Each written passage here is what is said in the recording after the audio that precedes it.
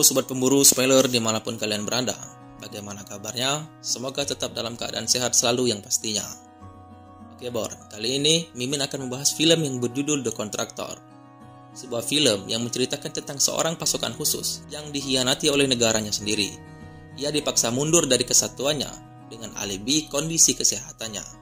Padahal ia sangat membutuhkan uang untuk kebutuhan keluarganya.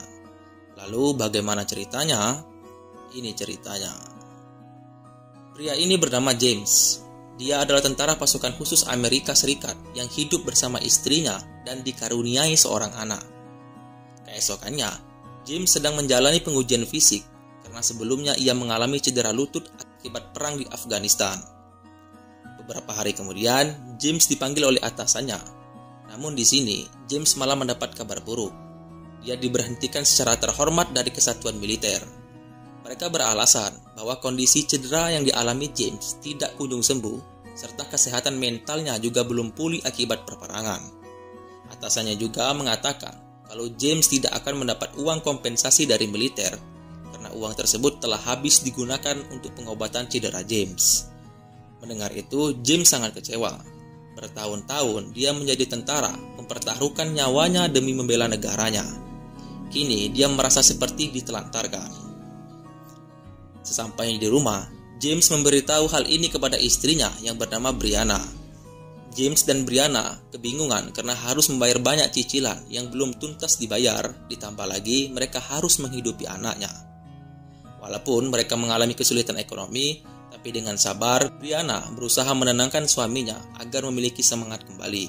Malam harinya, ketika James memperbaiki atap rumah, Brianna mengabari kalau teman seperjuangan yang bernasib sama dengan James telah tewas bunuh diri karena frustasi.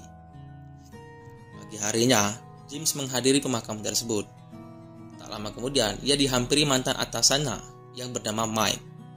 Lalu Mike mengundang James untuk makan malam di rumahnya. Karena sudah lama tidak bertemu, akhirnya James menerima ajakan Mike. Setibanya di rumah Mike, terlihat James sudah akrab dengan istri dan anaknya. Mereka pun mengobrol tentang masa lalu mereka saat masih menjadi tentara. Setelah makan, Mike dan James lalu berbincang. Mike memberitahu kalau dirinya juga dipecat dari militer dengan alasan yang sama seperti James. Tapi saat ini dia sudah mendapat pekerjaan di perusahaan militer swasta dengan gaji yang cukup besar.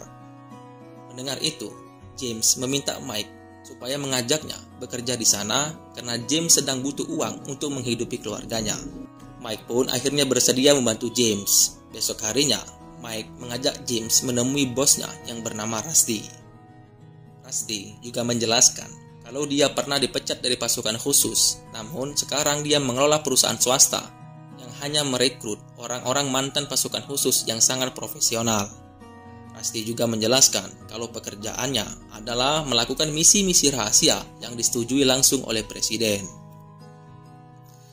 Tuntutan ekonomi lah yang membuat James nekat mengambil misi tanpa mencari tahu terlebih dahulu apa tujuan dari misi yang akan ia jalankan. James yang sangat membutuhkan uang akhirnya mau bergabung meski pekerjaan ini cukup beresiko. Rusty kemudian memerintahkan James untuk pergi ke Jerman selama 2 minggu untuk melakukan misi rahasia. Ketika sampai di rumah, dia langsung menemui Brianna dan memberitahu kalau dirinya telah mendapat pekerjaan dengan gaji yang cukup besar.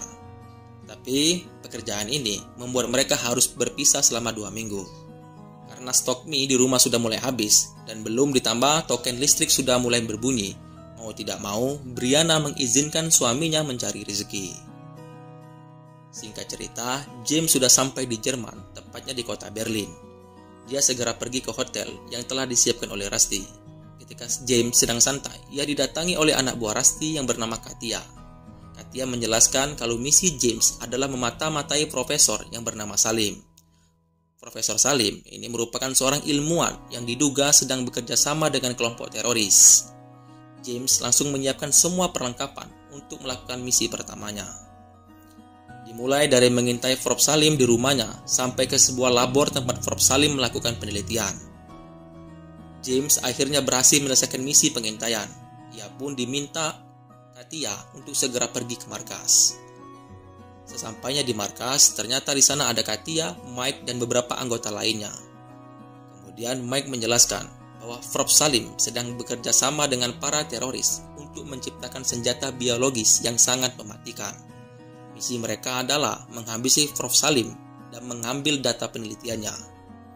Tapi labor tersebut berada tak jauh dari kantor polisi, dan jika mereka terkepung, maka hanya ada satu-satunya jalan untuk melarikan diri, yaitu masuk ke dalam terowongan yang menuju ke sungai. Malam harinya, mereka menjalankan misi.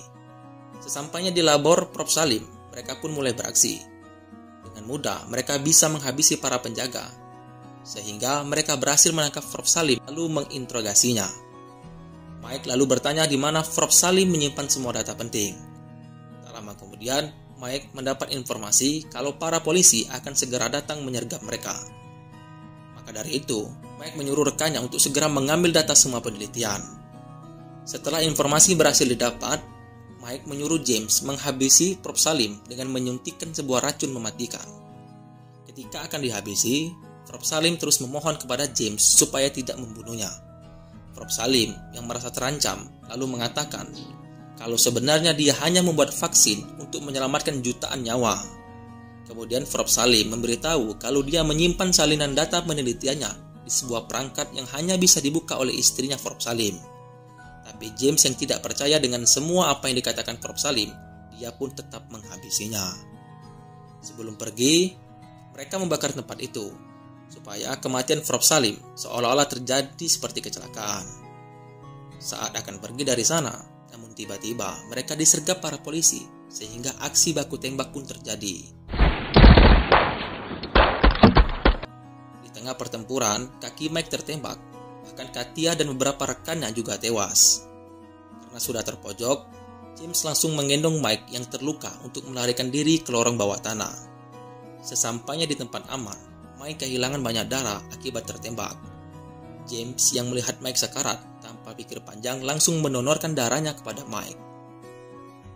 Tapi setelah kondisi Mike sedikit pulih, cedera lutut James malah kambuh sehingga membuatnya tidak bisa berjalan.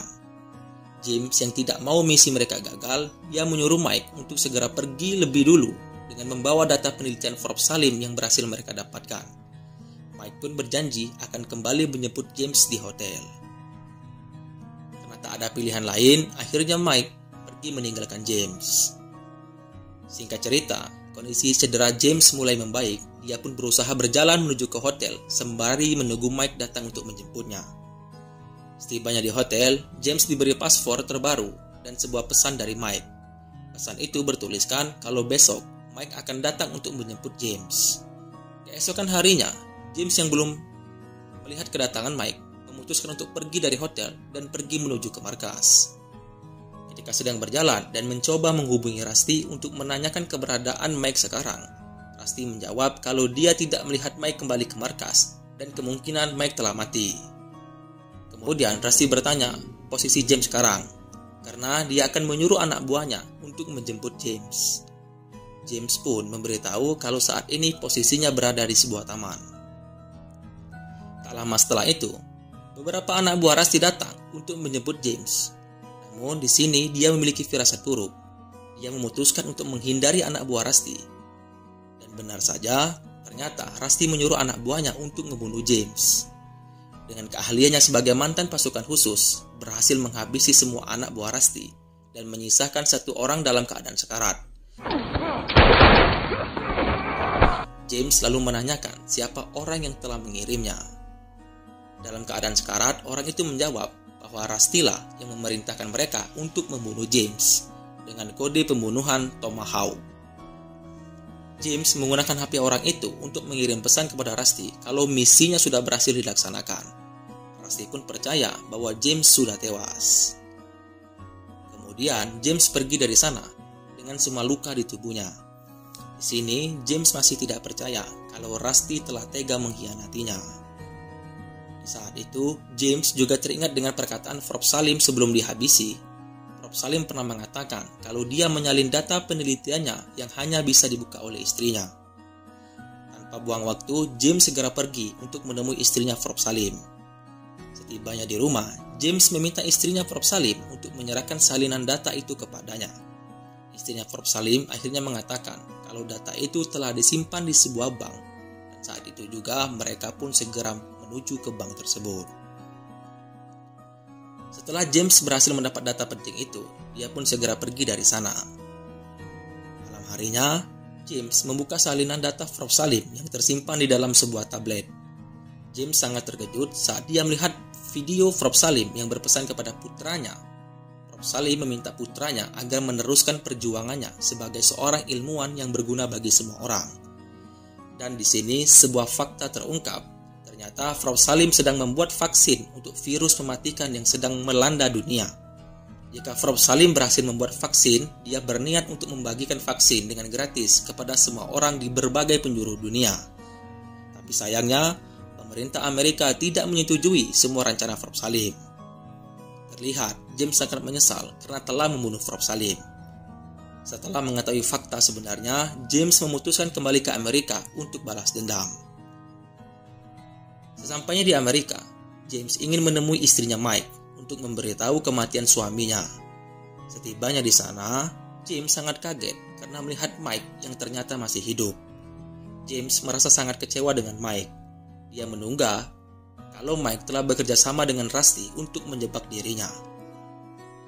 Besoknya, James mengikuti secara diam-diam. Mike yang mengetahui itu langsung berhenti dan menjatuhkan motornya James. Ketika James membuka helmnya, Mike sangat terkejut karena ia tak menyangka kalau James berhasil selamat. James bertanya kepada Mike, tega menjebaknya setelah ia berkorban untuk Mike. Mike memberitahukan kalau dia diberi kabar dari Rusty bahwa James telah meninggal dalam menjalankan misi. Jadi, Mike tidak perlu menjemput James. Setelah mendengar penjelasan dari Mike, akhirnya dia menyadari kalau sebenarnya misi mereka untuk mencuri vaksin yang telah dibuat oleh Prof. Salim. Jika vaksin berhasil dibuat oleh Prof. Salim, maka pemerintah Amerika merasa dirugikan.